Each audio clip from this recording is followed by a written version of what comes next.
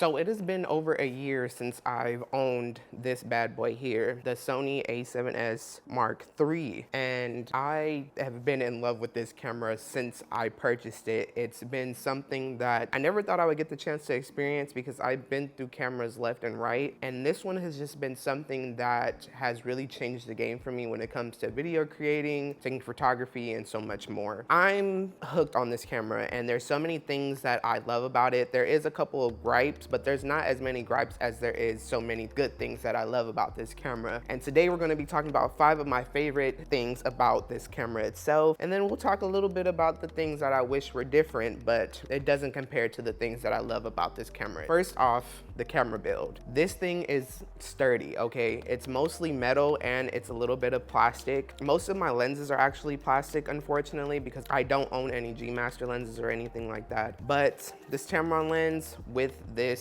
camera body is something that is amazing, and the quality that comes out of it is something I've never really gotten the chance to experience before. It's very heavy though.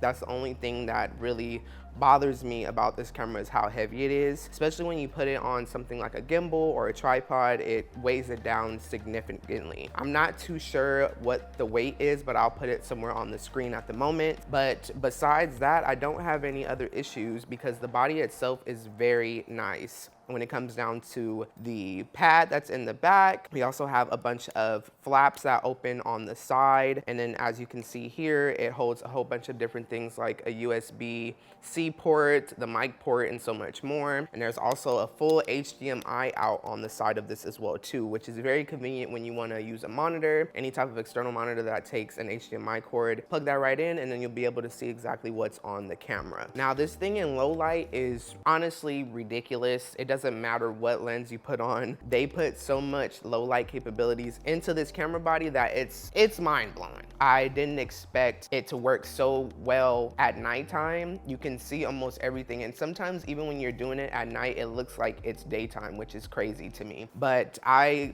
think that the low light capabilities is one of the main features that made me get this camera, because I always tend to find myself doing more night shoots than I do during the day. I try to tend to lean more towards day shoots, but if I can have something that's able to do things at night, this bad boy can do that. So now another thing that I love about this camera is the different recording settings. There's a bunch of different settings within the actual camera itself. I know with the new Sony A7 IV, you have a bunch of different dial options and you can separate those from video, photo, and S&Q, but I never have any problems with the settings that are here that I can custom dial on the top as well. So I usually have things set on movie mode. I have my own settings on S&Q, and I have 1, 2, and 3 set. And then usually when I just want to shoot photos, I go straight to manual. It doesn't just say it works.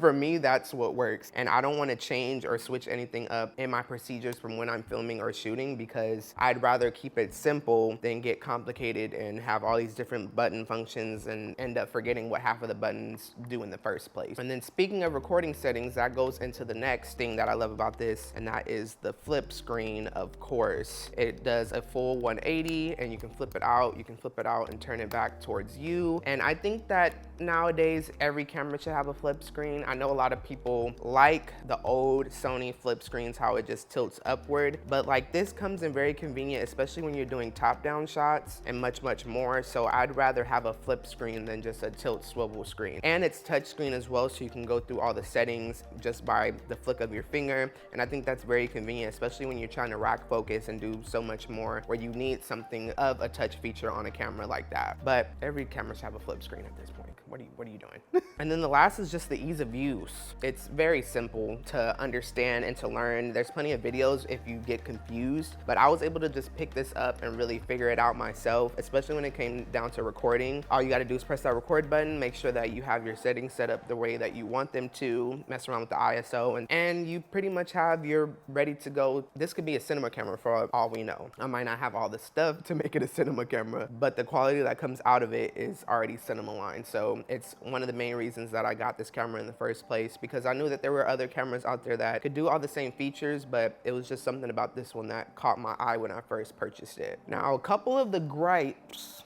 which is only a couple. It is only 12 megapixels. Now I get it, this isn't a hybrid camera, it's meant for video creation, but it would be nice to have, you know, a little bit more megapixels so I can, you know, take a little bit better quality photos. The photos that come out of this are still impeccable. I've done so many shoots with it. The autofocus is insane. It picks up the eye very, very quickly, but you know, having more megapixels and more detail in the shots would be a little bit more nice. Other than that, I don't have any complaints about it. Just a little bit more would have been okay with me. Now, I know that in the newer Sony cameras, especially with like the FX3 and such, there is a light that shows you when you are recording. That would have been nice on this one. I don't know, I think there is one somewhere, but I might not even be 100% accurate about that, but I don't think there is. I haven't seen one. So it would be nice if this one had a record light on it, because then that way we can know, because sometimes I don't know. I know there's settings that you can change in here, but I haven't got the chance to do that yet. It would be nice to know when I'm recording on my camera, because sometimes I can't even see if I'm recording or not, unless I look at the actual dual side monitor at the moment. And then the last thing is just SD cards. I don't know what's going on with SD cards nowadays, but you do need, especially when you're recording like an S&Q and stuff like that, you do need higher processing SD cards, and usually those are very, very expensive.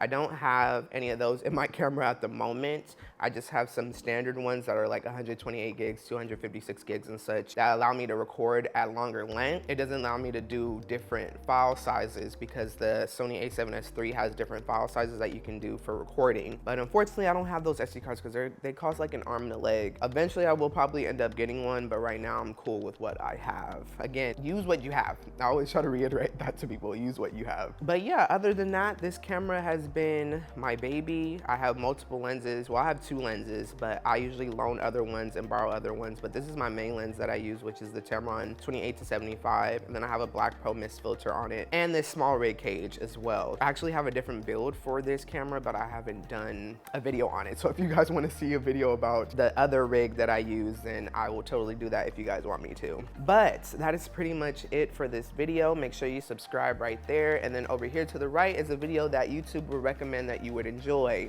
from my channel. So I'd really appreciate it if you go watch that as well. And I will be seeing you guys in the next one. Peace out. Bye.